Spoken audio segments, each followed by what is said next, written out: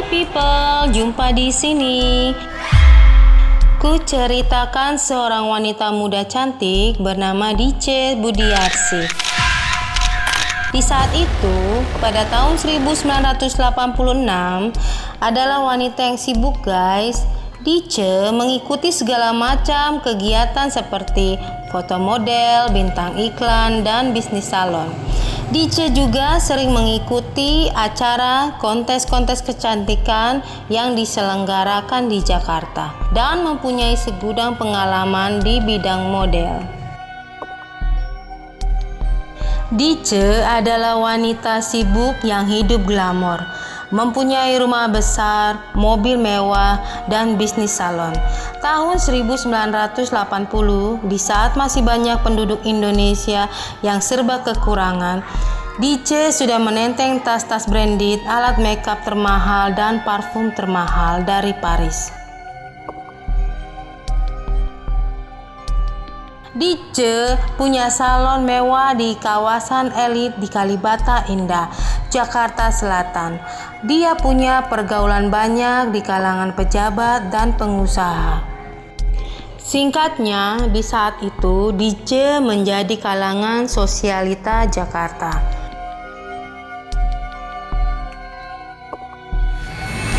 Pada 8 September 1986, pagi-pagi dia sudah mengantar anaknya ke sekolah.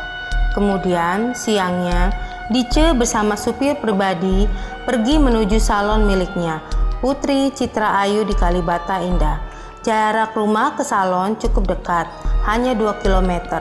Kemudian Dice mampir ke tempat Ibu Fatma di Tebet, seorang penjual barang-barang antik, untuk mengambil pesanan yang sudah dipesan. Dice membayar dengan cara kredit. Pembayaran pertama dibayar dengan cek. Setelah itu, Dice bersama supir pergi menuju ke salon Jalan Semarang Menteng, Jakarta Pusat, karena Dice ingin facial. Dan sorenya barulah Dice pulang ke rumah. Dice menikah dengan Budi Mulyono dan saat itu usianya sudah 56 tahun. Suaminya lumpuh dikarenakan penyakit darah tinggi.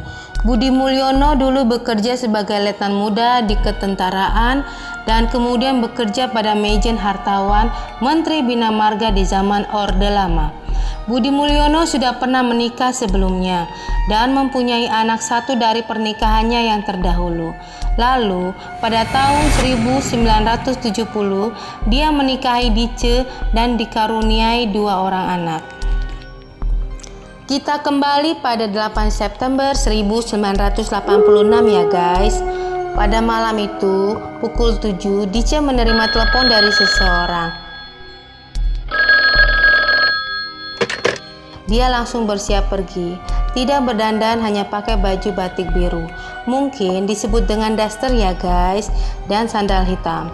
Dia berpamitan kepada suaminya dan bilang akan pergi ke salonnya. Pada pembantunya, dia bilang akan pergi menagih hutang. Sekitar jam 10 malam, Dice berangkat sendirian dengan menyetir mobil meninggalkan rumahnya di Jalan Guru Alif Duren 3, Jakarta Selatan. Ini adalah terakhir kali keluarganya melihat dirinya, karena Dice tak akan pernah kembali.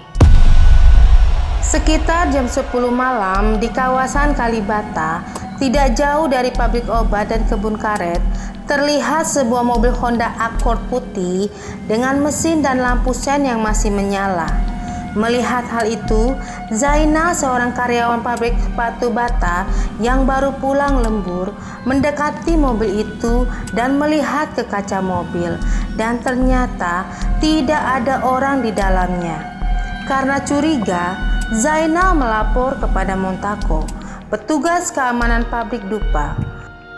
Montako lalu menyenter ke dalam mobil dan tampak seorang wanita tergolek di belakang kemudi bersimbah darah.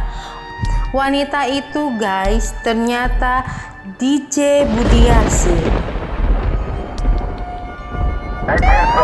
Polisi pun dipanggil dan tiba di TKP, dan Dice dinyatakan meninggal di tempat dengan 5 luka tembak tepat di belakang telinga kanan, dada, bahu, ketiak kanan, dan punggung kanan.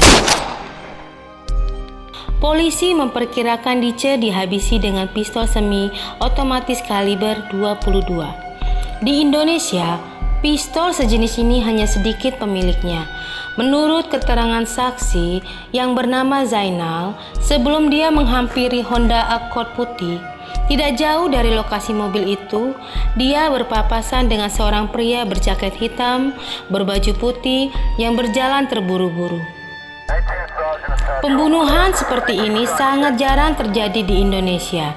Terlebih lagi dengan korban seorang wanita terpandang yang punya kenalan pejabat dan pengusaha.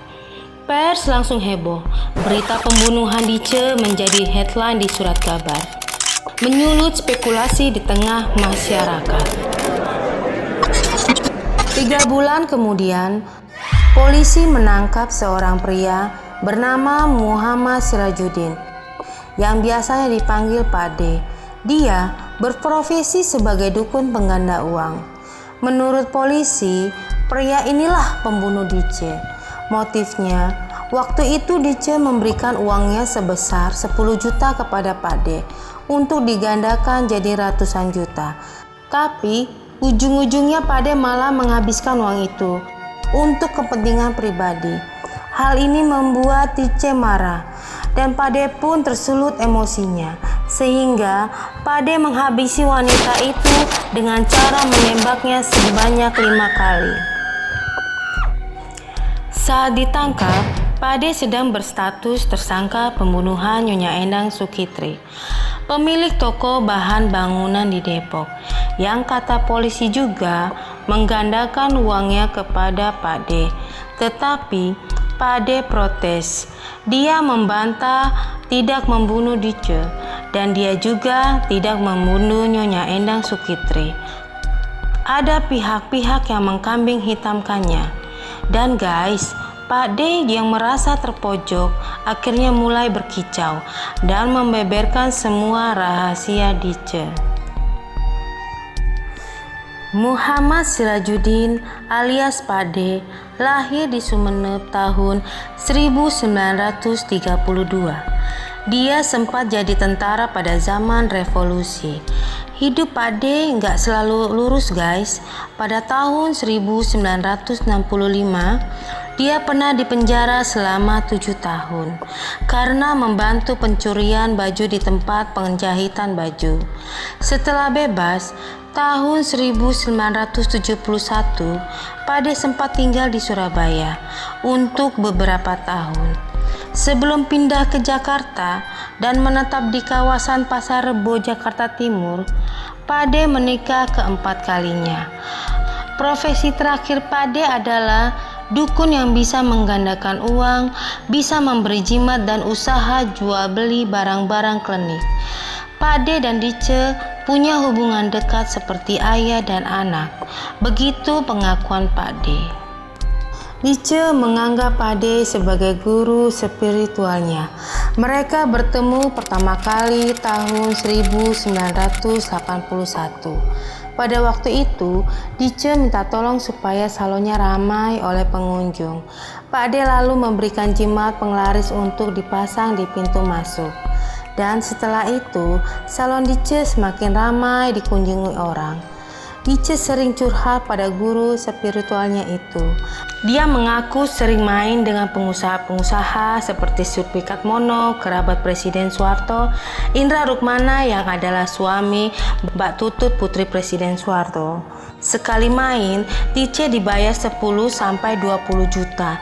Dia juga mengaku punya pacar tetap, yakni Marsikal Suwoto Sukendar, sebagai Kepala Staf Angkatan Udara tahun 1969 sampai 1973.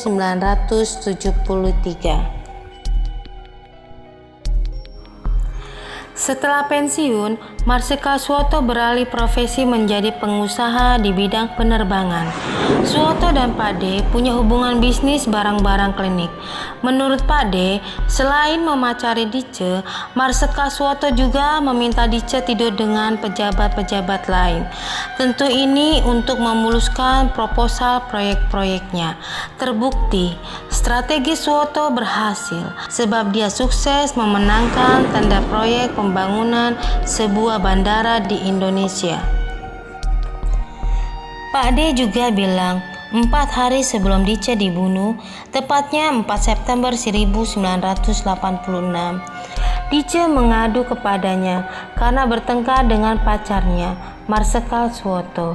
Dice bilang dia ingin ikut show bersama pengusaha salon lainnya di Hotel Borobudur, tapi Suwoto tidak mengizinkan. Inilah yang membuat mereka ribut. Tapi informasi yang paling menggegerkan yang disampaikan Pak D adalah saat meninggal. Ternyata Dice hamil 2 bulan. Siapa bapak anak dalam kandungannya? Pak D tidak tahu. Skandal Dice yang disampaikan Pak D ini terendus oleh pers dan dimuat di media cetak. Rumor tentang hubungan intim Dice dengan pejabat dan pengusaha pun menjadi guncingan masyarakat. Menurut Pak D, polisi tahu siapa pelakunya, tetapi mereka malah menangkap Pak D yang tidak bersalah.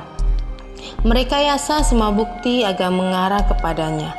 Pers dan masyarakat menebak-nebak apakah kematian Dice disebabkan oleh salah satu pria yang disebut Pak D itu.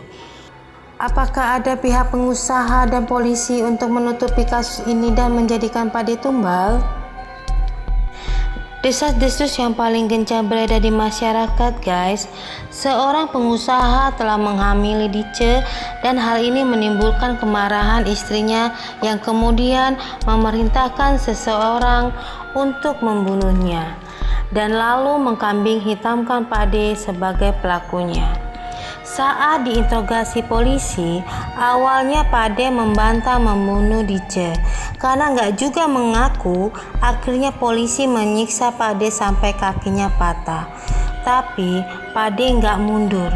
Barulah setelah polisi menyiksa 2 anak laki-lakinya, akhirnya dengan terpaksa Pak D menandatangani pernyataan bahwa dialah pembunuh Dice. Oke guys, saat persidangan digelar, Pak D didampingi pengacara-pengacara kondang yang yakin kliennya nggak bersalah. Pengacara-pengacara tersebut diantaranya adalah Luhut Pangaribuan, Nursyabani Kaca Sungkana, dan Muhammad Assegaf. Di persidangan, Pak D mengatakan dia dipaksa polisi mengaku sebagai pembunuh Dice.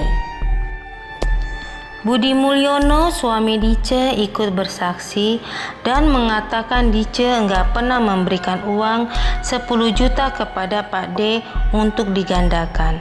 Seperti yang dituduhkan polisi, saksi-saksi lain juga mengatakan saat kejadian pembunuhan Dice, Pak D ada di rumah Pasar Rebo yang jaraknya kurang lebih 1 jam naik mobil ke TKP. Tapi majelis hakim enggak menggubris saksi-saksi itu dan menjatuhkan hukuman penjara seumur hidup pada Pak D. Hukuman ini disatukan dengan hukuman pembunuhan Nyonya Endang Sukitri. Pak D mendekam di Lapas Cipinang, Jakarta Timur selama 14 tahun sebelum akhirnya ketika Presiden Soeharto lengser dan digantikan B.J. Habibie. Saya memutuskan untuk menyatakan berhenti dari jabatan saya sebagai Presiden Republik Indonesia. Pak D mendapat pengurangan hukuman dari seumur hidup menjadi 20 tahun.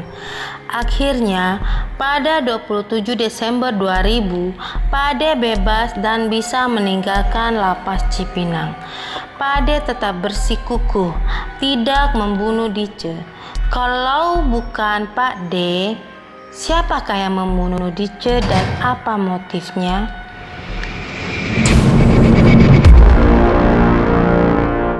Bagaimana menurutmu guys? Please share pendapat kalian ya di kolom komentarku. Jangan lupa tunggu cerita-ceritaku selanjutnya. Bye guys.